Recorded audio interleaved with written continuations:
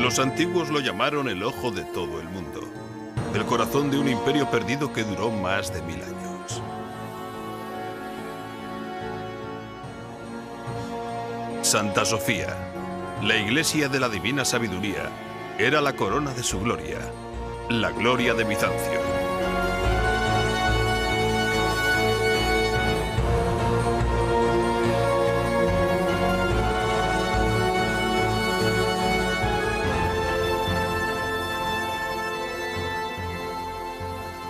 Bizancio, el imperio perdido.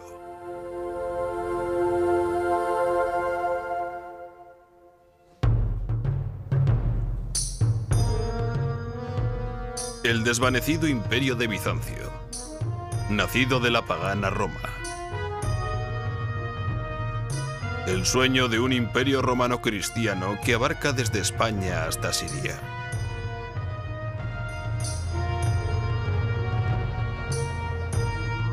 Bizancio, cuya influencia llegaba desde el norte de Rusia hasta Nubia en el Alto Nilo. Bizancio, la puerta grande a un capítulo perdido de nuestra historia.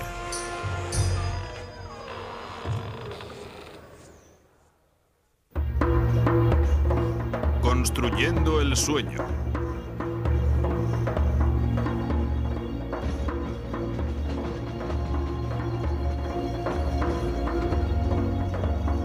El Orient Express.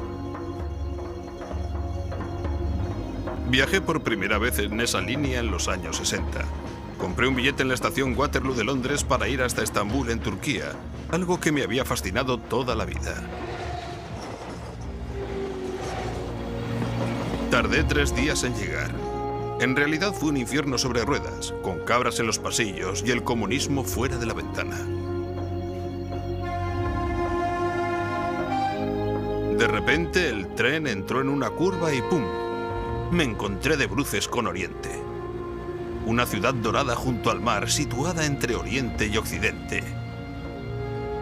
Se podía adivinar que había sido el centro del mundo. Era sorprendente, pero vayamos a Estambul. Y a las ocultas ruinas mágicas del Imperio Bizantino.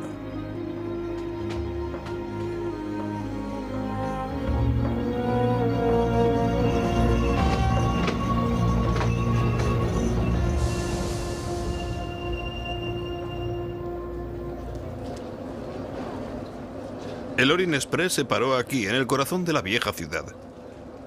Me bajé del tren en una nube de humo y vapor, obsesionado por los fantasmas de Greta Garbo y de Agatha Christie.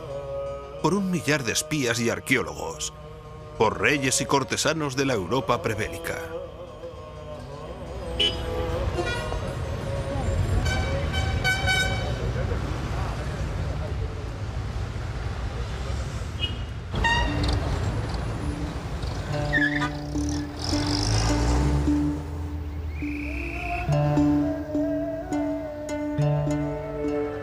Estambul, una de las grandes ciudades islámicas con los monumentos de los sultanes turcos dominando sus cielos.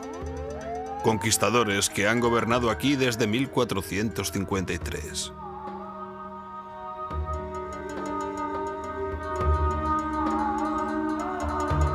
Bajo la ciudad, sin embargo, hay espíritus mucho más antiguos, bruñidos cada día por la gente de la ciudad viviente. Las ruinas de Constantinopla, la capital del Imperio de Bizancio. Estambul, Constantinopla. 2 nombres, el nuevo y el viejo para la misma gran ciudad.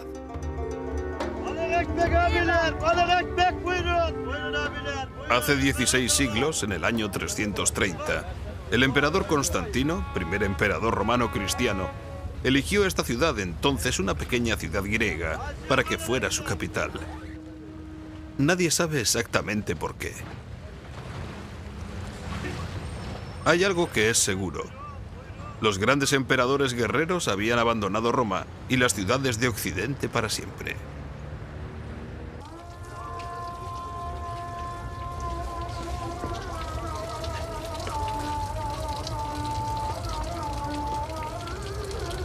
Esta mezquita, la del sultán turco que conquistó la ciudad, Está construida justo encima de la base de la iglesia funeraria más antigua, de los misteriosos emperadores del viejo Bizancio.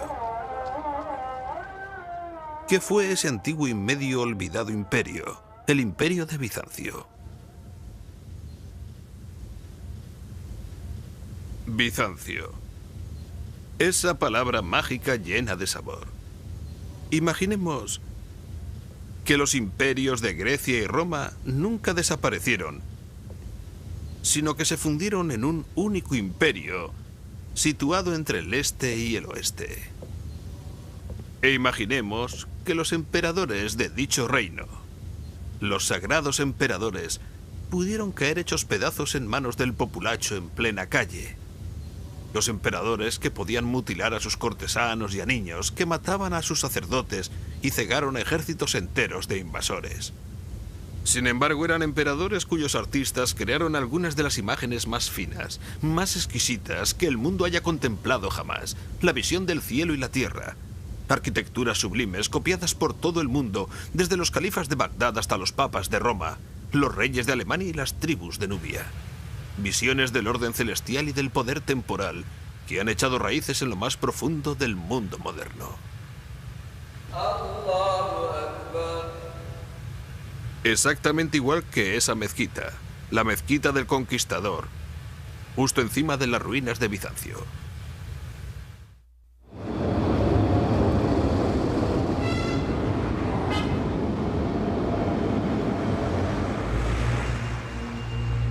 Aquí es donde empezó el Imperio de Bizancio, junto a esta columna en la calle principal.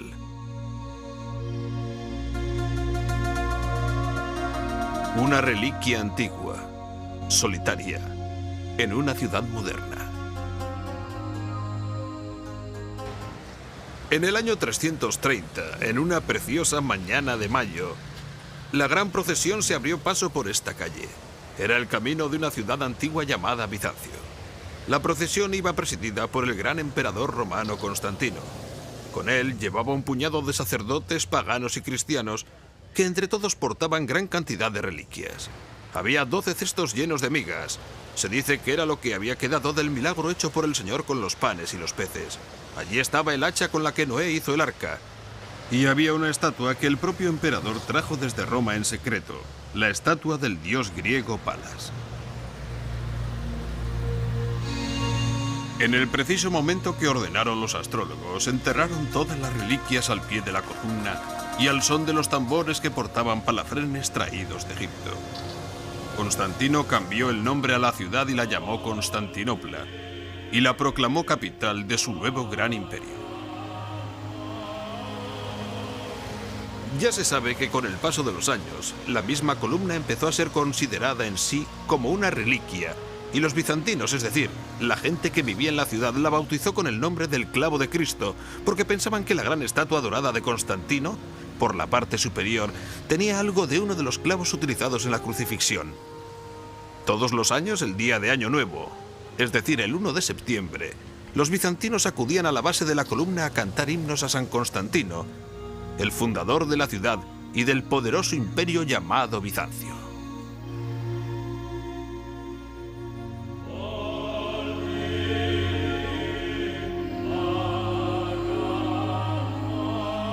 Constantinopla fue rediseñada para que fuera el centro del mundo cristiano y del gobierno de Cristo en la tierra.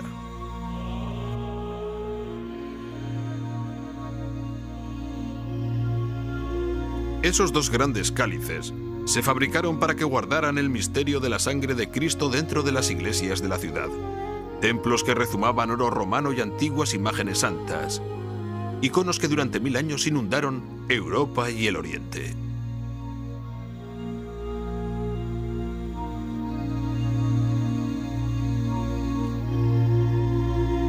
Esta es, pues, la primera historia de Bizancio. La historia de cómo en 2 cortos siglos se llevó a cabo el sueño que fue Bizancio.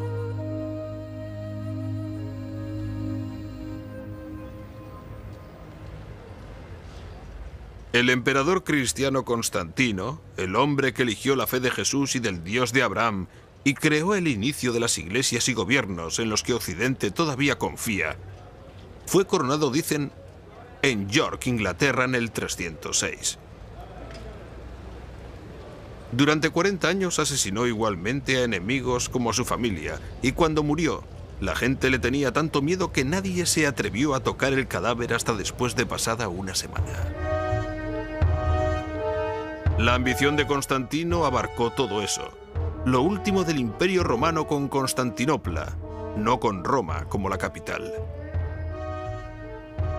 Lejos al norte, en Alemania, la ciudad de Trier, la gran guarnición imperial, es una muestra de lo que fue la antigua Constantinopla.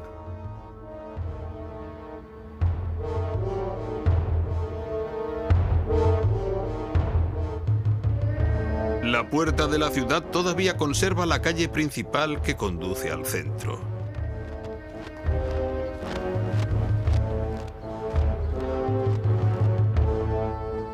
Una enorme puerta, como el resto de la frontera del norte. Trier estaba continuamente amenazada por los godos y los hunos, y los vándalos y otra docena de pueblos guerreros.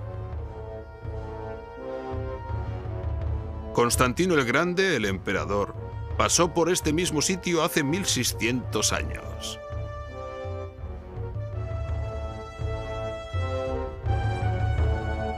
Estos arcos y bóvedas son parte de la arquitectura de su época.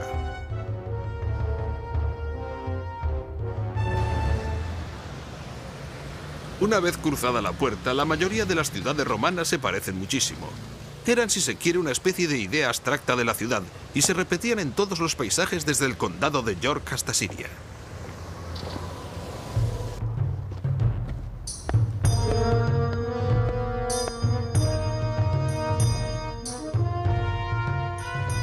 Todavía se puede apreciar su diseño en 1 millar de antiguas ciudades, y también en el Nuevo Mundo, desde Washington hasta San Francisco.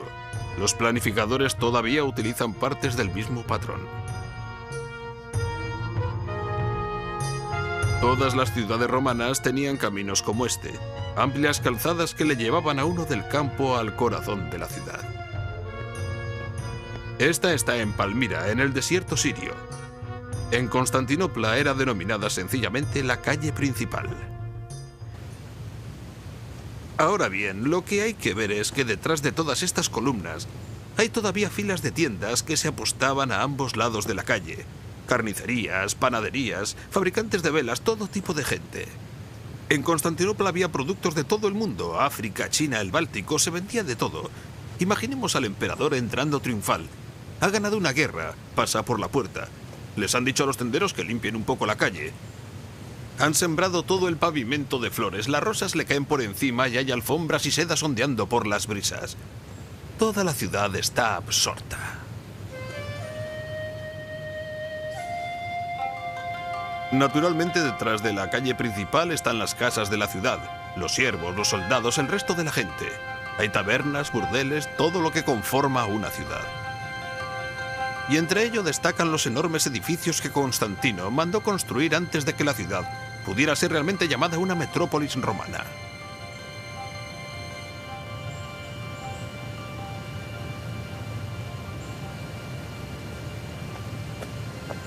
Se trata tan solo de un pequeño edificio, pero en realidad fue el corazón de la antigua Palmira. Es el centro del despacho oval desde donde se llevaba a cabo el gobierno, donde se reunían los ancianos de la ciudad, donde se gestaban los complots. Naturalmente, en las grandes ciudades imperiales de Constantino, esto habría sido un enorme salón larguísimo y con bastante frecuencia. Él mismo se habría sentado allí, en el salón central del gobierno, donde están ahora los altares de las iglesias cristianas, porque básicamente se trata del mismo edificio.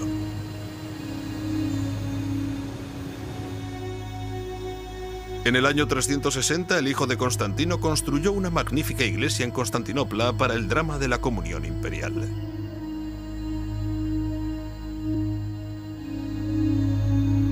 Al lado, aquellos mismos emperadores piadosos construyeron un gigantesco circuito de carreras. El hipódromo. Todavía se puede constatar parte de su trazado por las calles. Y aquí por fin, alrededor de este viejo obelisco egipcio, se puede descubrir algo del ambiente de la antigua Constantinopla. El corazón del viejo Bizancio.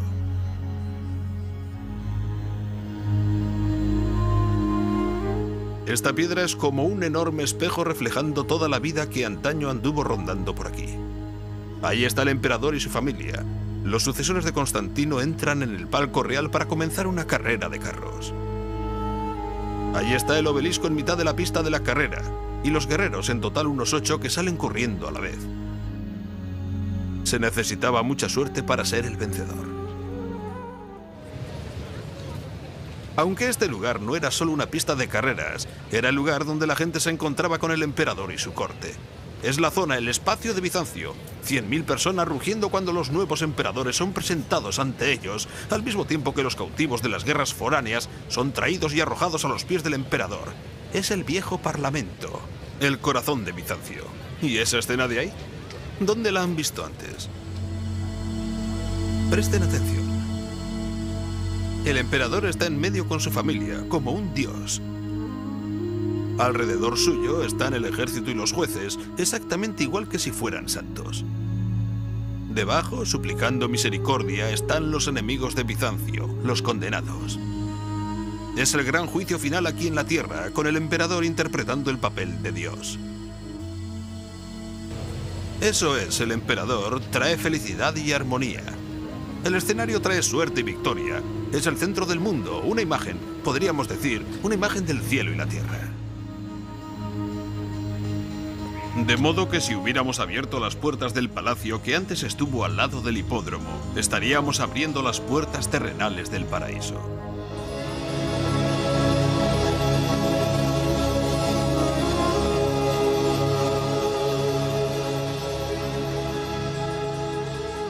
Han desaparecido todas las porticadas de oro y mármol, los botes de plata en piscinas de mercurio, las alfombras de seda, los tronos de oro y las alas de palafrén. Solo quedan sombras de ellas en Siria, en Italia.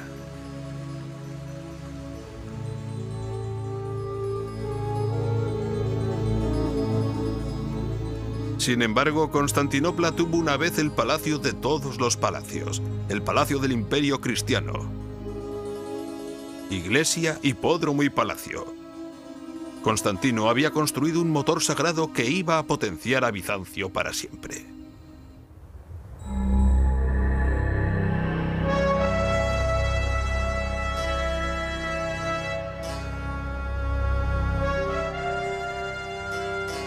Para proteger la santa ciudad de Constantinopla, los emperadores de Bizancio construyeron las murallas más grandes que jamás hubiera tenido otra ciudad en el mundo. Los ejércitos que controlaban las vidas de millones de personas salían por esas puertas, y por ellas pasaban el producto de un imperio.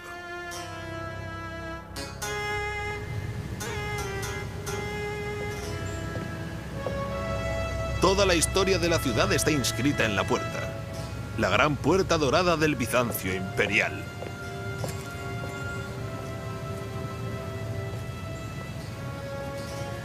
¿Pueden ver ese hueco en la parte superior? Antaño estaba abierto al cielo. Durante 600 años, los emperadores y ejércitos pasaban por esa puerta en entrada triunfal cuando volvían de las guerras contra los persas, los árabes, los búlgaros o los rusos. Posteriormente hubo un terremoto y la puerta quedó bloqueada. Luego una puerta abajo que ni siquiera un hombre a caballo podía traspasar y que fue construida en los últimos días de Bizancio. De manera que se trata de una puerta mágica, una puerta cargada de leyendas. Cuentan que sus portones de madera estuvieron recubiertos con láminas de oro que son las que dieron el nombre a la puerta. Dicen que el último emperador, muerto en combate al pie de las murallas, está enterrado bajo esas piedras esperando la llamada para volver a recuperar la ciudad. Es una puerta legendaria, pero que habla sobre todo del poder imperial de Bizancio. Ahora bien, este mármol blanco como la nieve, por el que recorren unas extrañas líneas grises, se encuentra por todas partes en el Imperio de Bizancio, desde España hacia Siria hasta llegar a la mismísima Constantinopla. Procede de una pequeña isla solamente, una pequeña isla de entrada en el mar.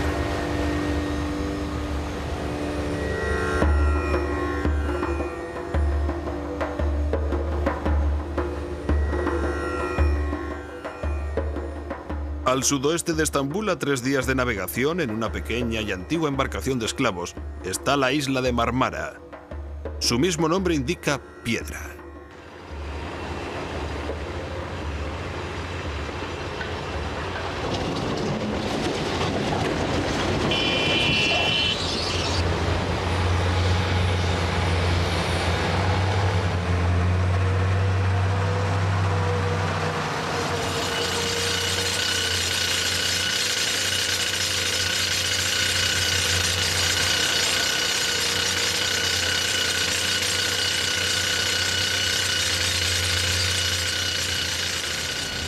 En los primeros siglos de Bizancio, los esclavos por decenas de miles trabajaron en estas colinas marmóreas.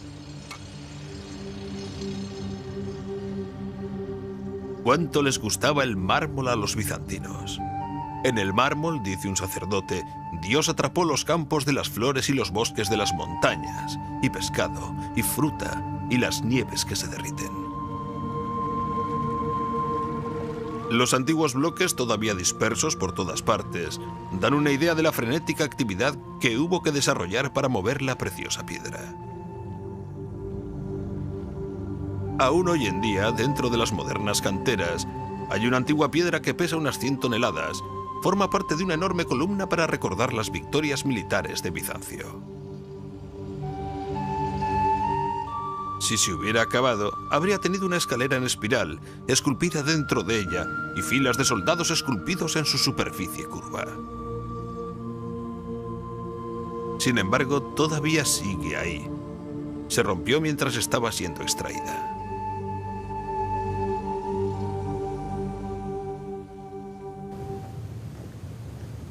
En la antigüedad, dichas canteras fueron nombradas como las canteras de la Madre de Dios.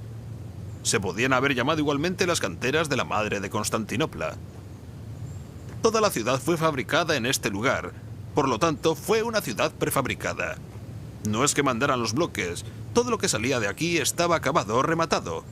Si estos hubieran estado acabados para llevarlos a Constantinopla, cada uno habría sido marcado con letras.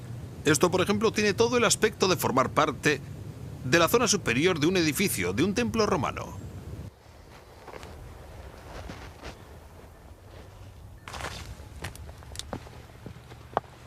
Los modernos maestros canteros me dicen que están encontrando las mejores vetas de mármol en las colinas donde se hallan las viejas piedras. Se trata de un buen sitio. Una enorme columna gigantesca.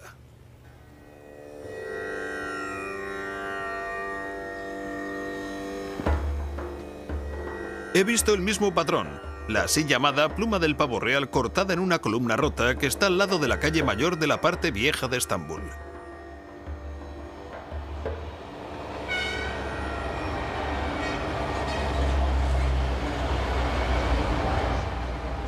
Eso fue antaño una plaza de mármol en una calzada en medio de Constantinopla.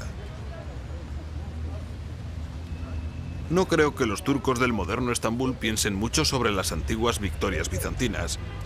Sin embargo, todavía quedan algunos fragmentos de aquella gran columna conmemorativa que vino desde Mármara.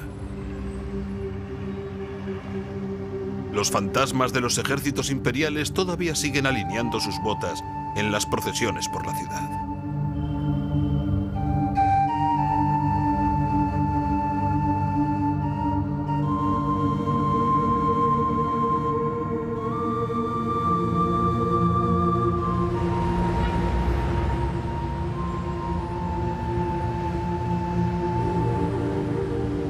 Exactamente igual que las antiguas calzadas y las líneas marítimas atravesaban el imperio hasta Constantinopla, también lo hacían los ríos de la región, canalizados en grandes acueductos, trayendo el agua a una ciudad sedienta.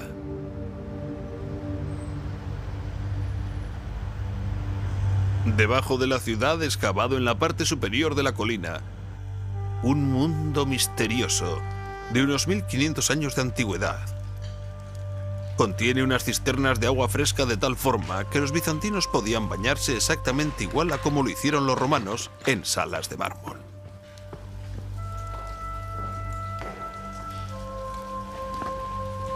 Todo ello hecho con la asombrosa tecnología de la antigua Roma, la madre de Bizancio.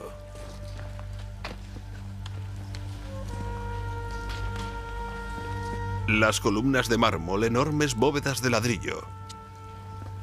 Es como un bosque oscuro de Bizancio bajo el moderno Estambul.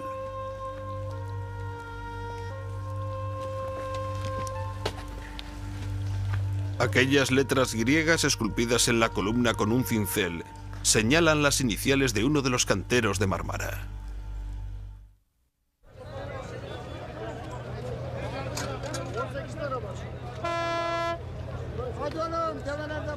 El aprovisionamiento de comida para la cada vez más grande ciudad también llegaba con abundancia. ¿Qué ejército enorme de logística y milagro terrenal tuvo que hacerse para alimentar al 500.000 de habitantes de Constantinopla, la ciudad más grande de Europa, y todo, naturalmente, manual? No había industrias alimenticias, habría que transportarlo en barcas o carretas.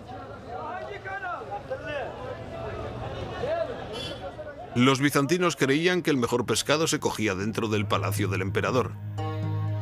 Entre la ascensión de las Pléyades y el ocaso de la estrella roja color sangre, llamada Arcturus.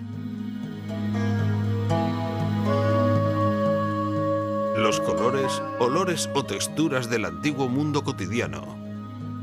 Los ingredientes de la experiencia bizantina en el mundo del antiguo Mediterráneo.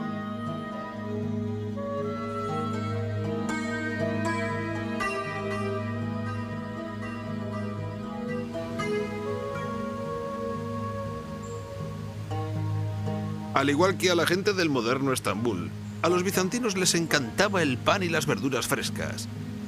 En cuanto al pan, al menos en grano, lo adquirían en su provincia de Egipto. Ellos cultivaban las verduras en pequeños terrenos, junto a sus casas en la ciudad, en campos donde una gran extensión de verde recorría kilómetro tras kilómetro por todas las murallas de la ciudad. Y todavía sigue hoy en día, se sigue cultivando el mismo tipo de plantas. Fíjense en los ajos, las cebollas o el perejil que utilizaban para dar sabor al pescado, especialmente a esas sopas de pescado amarillentas que tanto les gustaban. Tenemos una auténtica delicia ecológica bizantina. Hay 3 o 4 tipos de cosas. Hay ruca para la ensalada, acelgas, berza y menta.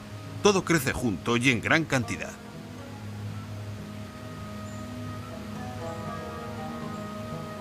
Al final, un poco de lechuga para templar el estómago. De modo que cuando los campesinos se paraban aquí un momento para descansar y poder ver a los señores de Bizancio, aquellos señores que hacían historia y que iban montados a caballo, también pudieron pensar, vaya, tampoco nos va tan mal.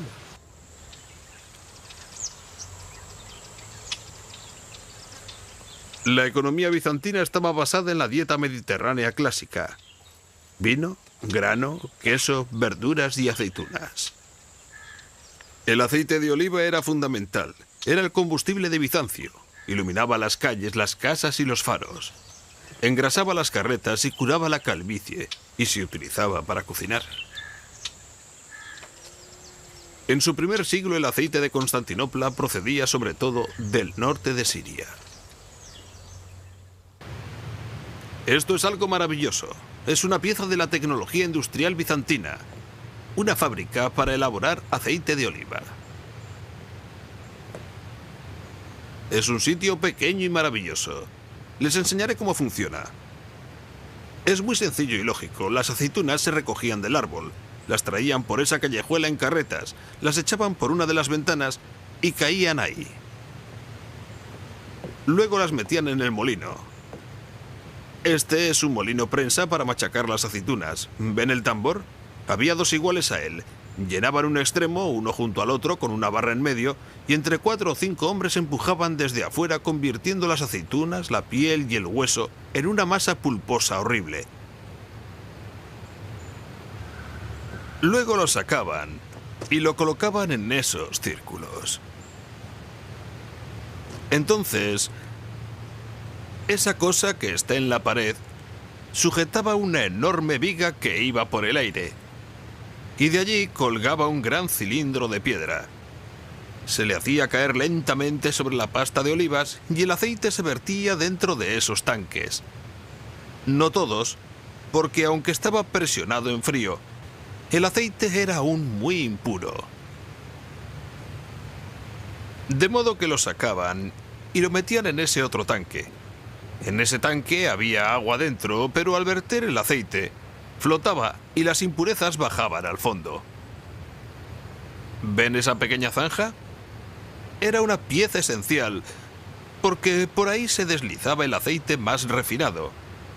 De aquel tanque sin refinar, pasaba a ese otro tanque, donde se vertía el puro aceite de oliva que iba a las mesas de Bizancio.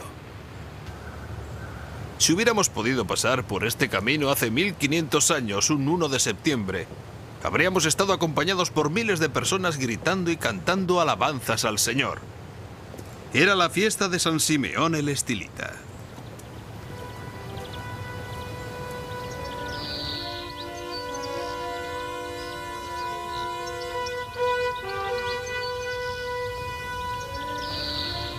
Al primer sitio al que acudían las procesiones era el Gran Baptisterio. 10.000 personas, ciudades enteras han sido bautizadas en esta sala en un solo día, y salían cantando al Señor hacia la iglesia del Santo.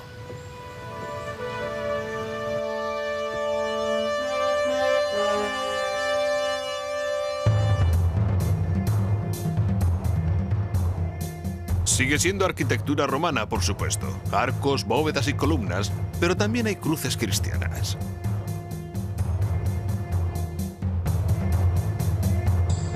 Las antiguas formas empiezan a cambiar. ¿Ven?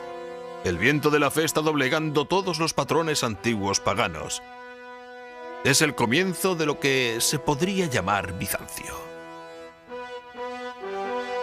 Y en el centro de la iglesia, los restos de una columna de 18 metros en la que vivió San Simeón.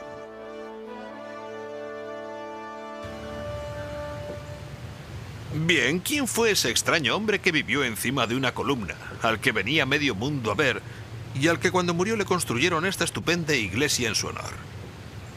Bien, en sus tiempos jóvenes, Simeón llevaba ropa tan áspera que le hacía sangrar. Luego tuvo la idea de encadenar su pierna izquierda a una gran roca. Todo eso antes de subirse a la columna. Pero Simeón no estaba chiflado. Simeón tenía una enorme presencia parecida a la de un emperador. Se sentaba, permanecía quieto y en silencio, luchando entre las tentaciones de la carne y el diablo. A la mayor parte de la gente le parecía que aquella heroicidad quedaba fuera de su alcance. Y allí estaba él, en la parte alta de la columna, a mitad de camino entre la tierra y el cielo. Un hombre perfecto que arreglaba los entuertos, de modo que se servían de Simeón. Los granjeros de Siria acudían aquí para arreglar los litigios que él se encargaba de resolver. Los beduinos árabes también acudían a verle. El emperador también lo hacía. Simeón en su columna cumplía una función de equilibrio en la sociedad, un equilibrio tan terrible que si maldecía a alguien desde la parte superior de la columna podía caerle un trozo de roca al infortunado individuo. De modo que Simeón fue un elemento vital del nuevo imperio cristiano. Había cogido el timón de Roma y lo había puesto a mitad de camino entre tierra y cielo. En el Mediterráneo oriental, en el corazón del mundo pagano, el primer imperio cristiano, el imperio de Bizancio, había encontrado el equilibrio. Era una buena vida, una vida rica. Había paz y abundancia.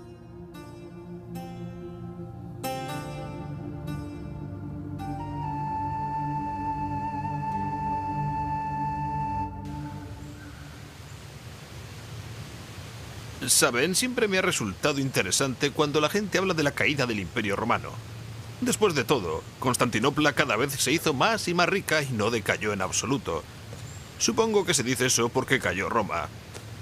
Por cierto, Roma no cayó, simplemente se hizo más pobre.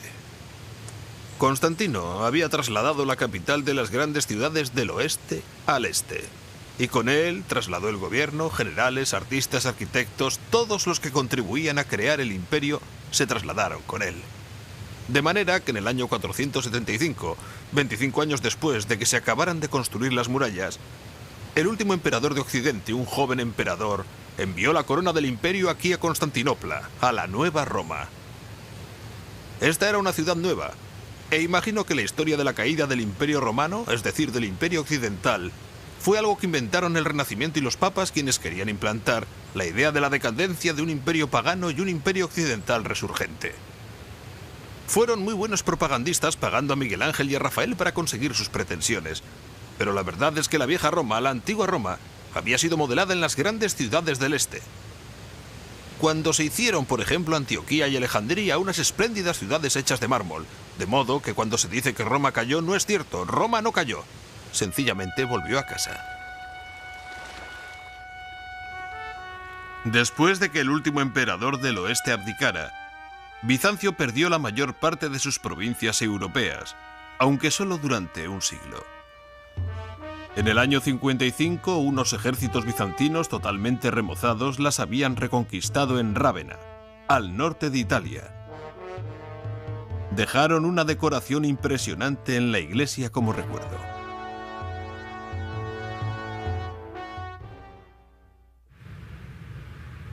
Fue el emperador Justiniano quien 200 años después de Constantino rehizo por completo el Imperio Romano. El hombre que construyó Bizancio era un hombre, dicen, amable y cercano.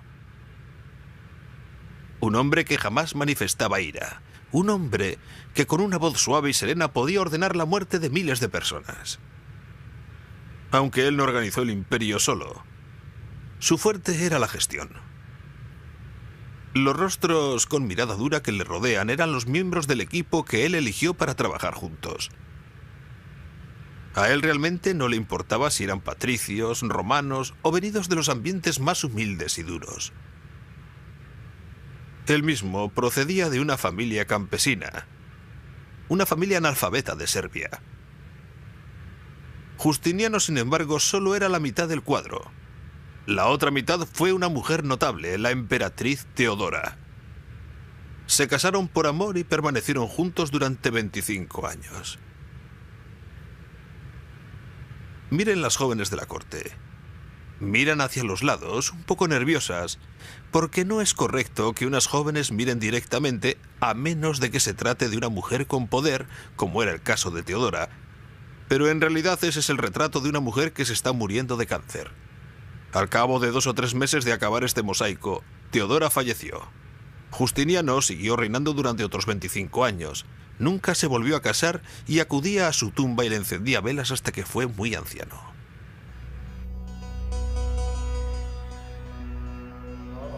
Aunque Justiniano y Teodora restauraron el Imperio Romano, aquello ya no era el antiguo mundo clásico. Vivían en una época distinta. Hablaba griego oriental en vez de latín romano y veía el mundo desde una perspectiva totalmente nueva.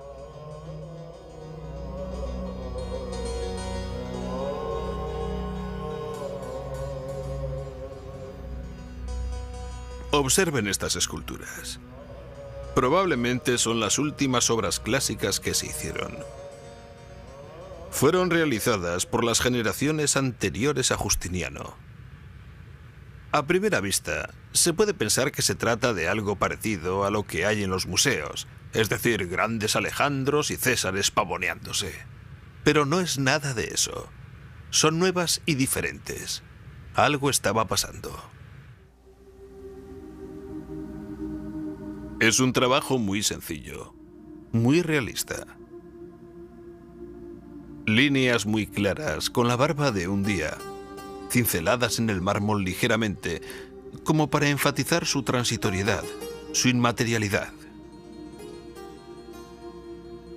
Esa gente es reflexiva y bastante sabia. Después de todo, los santos y los obispos no les habían dicho que esta vida, que este mundo material no era más que una ilusión. Naturalmente, estas estatuas no confían en el mármol como Alejandro o los emperadores de Roma lo hacían. No son heroicas descripciones de carne y hueso o de músculo forzudo. Cada persona permanece dentro de su propio y misterioso espacio interior, y desde dicho espacio contempla el exterior, mirando desde el alma hacia los cielos.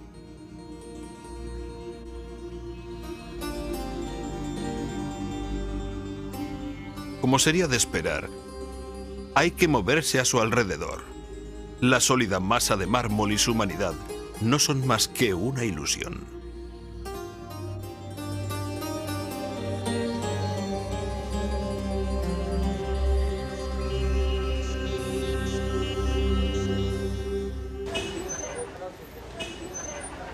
Esa gente totalmente nueva también era inteligente y creativa. Muchos fueron llevados allí, al centro del imperio. La mayoría de los cerebros más brillantes de Bizancio vivían amontonados aquí, en estas pequeñas calles y apartamentos que rodeaban el complejo del palacio en Constantinopla. Eran gente que había acudido a probar fortuna en la corte. Acudían de España, de Egipto, de Siria.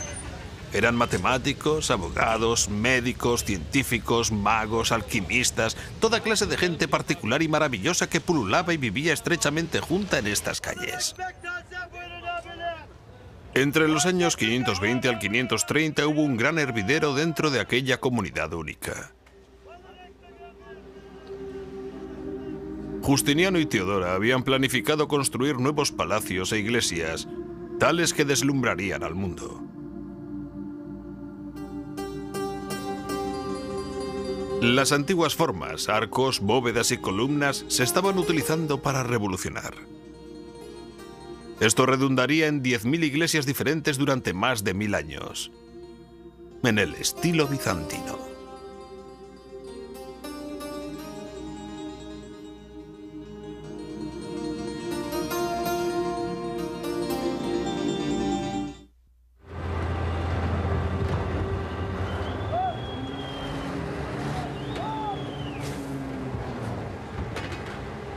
A lo largo del prolongado reinado de Justiniano, las canteras de Marmara estuvieron trabajando duro, trasladando piedras para una nueva cosecha de iglesias imperiales. Se construyó a gran escala, iglesias por todos los países del imperio. Pero la mayor de todas fue la nueva iglesia para la comunión imperial en Constantinopla. Para ella, los canteros cada vez tenían que cortar mayores versiones de la inteligente cornisa enlazante de Artemio. Cada bloque era sujetado al anterior con una gran grapa de hierro que unía las dos piedras. Los ingenieros de Antemius utilizaron bastante hierro en sus construcciones. Formaba parte de una nueva serie de técnicas que les permitían ser más atrevidos, más osados que todos los arquitectos que había habido anteriormente. Sobre todo a Justiniano le permitió mantener la ambición de crear la mayor cúpula que jamás hubiera visto el mundo.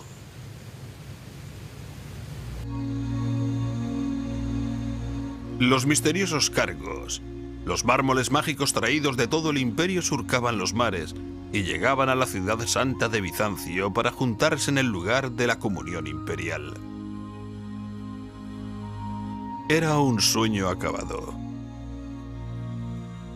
El clima intenso de toda la ingeniería de la antigüedad, una estructura llena de vida, construida a base de oración y pragmatismo para dar paso a la grandiosa cúpula. Esa era la parte exterior del escenario.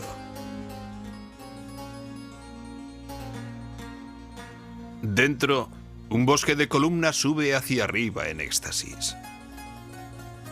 Las paredes, el vidrio, el oro y el mármol, la luz y la oscuridad, lo inmaterial y lo ilusorio parecen desvanecerse por completo.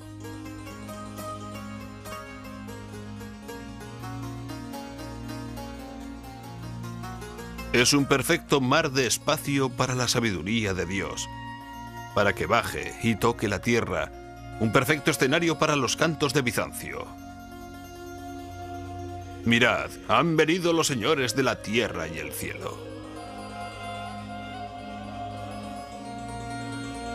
Las columnas de rojo sangre de Palafrén egipcio fueron cogidas, así dicen, del Templo del Sol en Roma. Las puertas de madera del Templo del Arca de Noé. El bronce del templo fue cogido del templo a la diosa Artemisa, una de las 7 maravillas del mundo antiguo.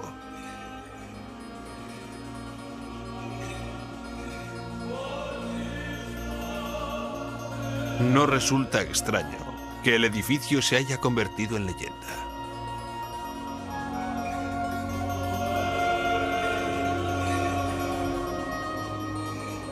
Los poetas afirman que la iglesia puede captar el tamaño de la puesta del sol y la escala de las canteras, los tonos de los pájaros y de los peces y de las piedras preciosas, todas las texturas y experiencias del lejano cotidiano, el color sonrosado de las uñas de un bebé, y el movimiento ascendente de la estrella roja reluciente, Arcturus. En bizantino, en griego, esta iglesia fue llamada la iglesia de Hagia Sofía, la iglesia de la Santa Sabiduría. El enorme imperio de Justiniano, su riqueza, su piedad, su herencia pagana, todo estaba aquí amalgamado.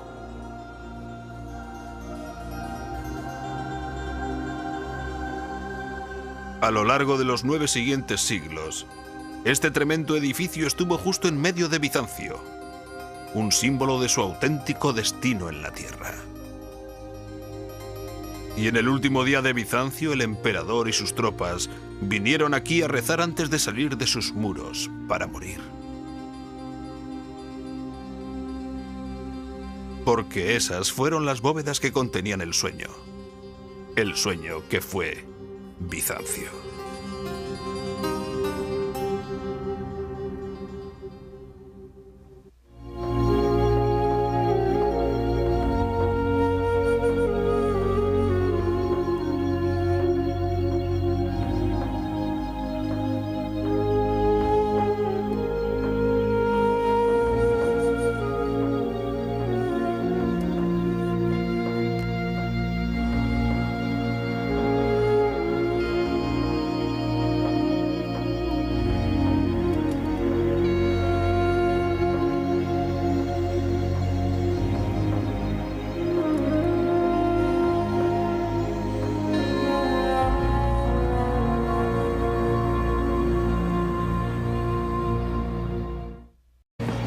Tardé 3 días en llegar.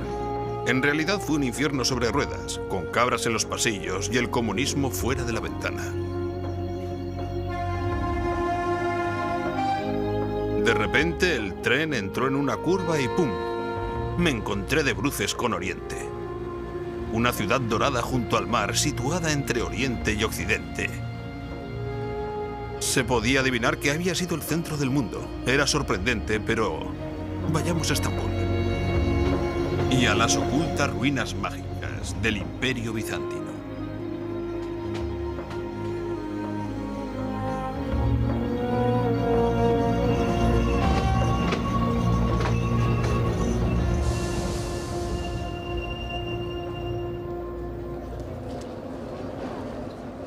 El Orient Express se paró aquí, en el corazón de la vieja ciudad.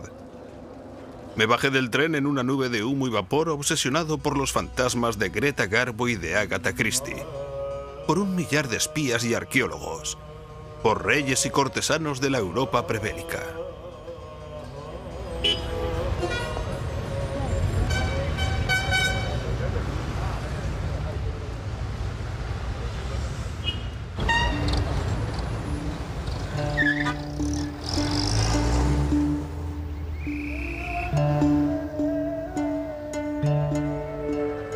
Estambul, una de las grandes ciudades islámicas con los monumentos de los sultanes turcos dominando sus cielos.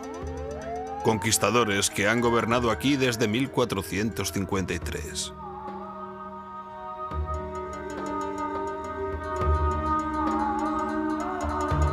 Bajo la ciudad, sin embargo, hay espíritus mucho más antiguos, bruñidos cada día por la gente de la ciudad viviente.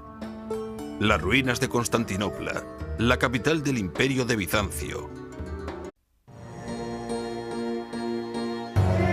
Los antiguos lo llamaron el ojo de todo el mundo, el corazón de un imperio perdido que duró más de 1000 años.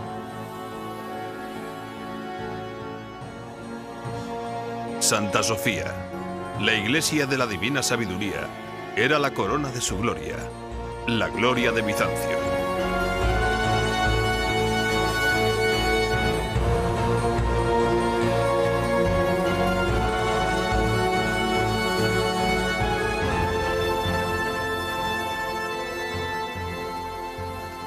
Bizancio, el imperio perdido.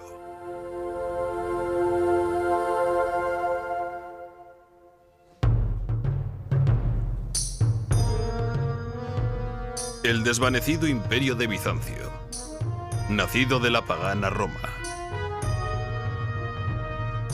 El sueño de un imperio romano-cristiano que abarca desde España hasta Siria.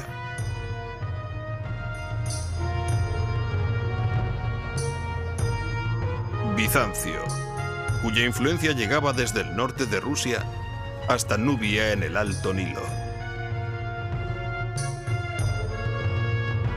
Bizancio, la puerta grande a un capítulo perdido de nuestra historia.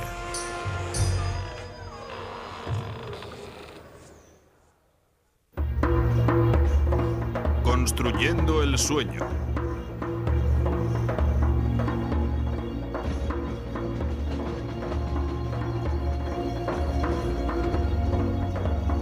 El Orient Express. Viajé por primera vez en esa línea en los años 60. Compré un billete en la estación Waterloo de Londres para ir hasta Estambul, en Turquía, algo que me había fascinado toda la vida.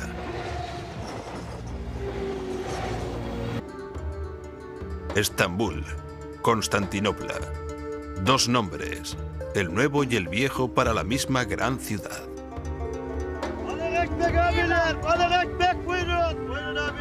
Hace 16 siglos, en el año 330, el emperador Constantino, primer emperador romano cristiano, eligió esta ciudad, entonces una pequeña ciudad griega, para que fuera su capital. Nadie sabe exactamente por qué.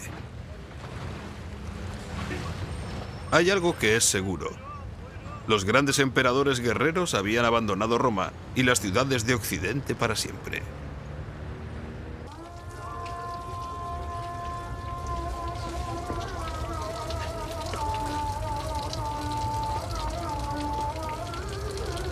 Esta mezquita, la del sultán turco que conquistó la ciudad, está construida justo encima de la base de la iglesia funeraria más antigua, de los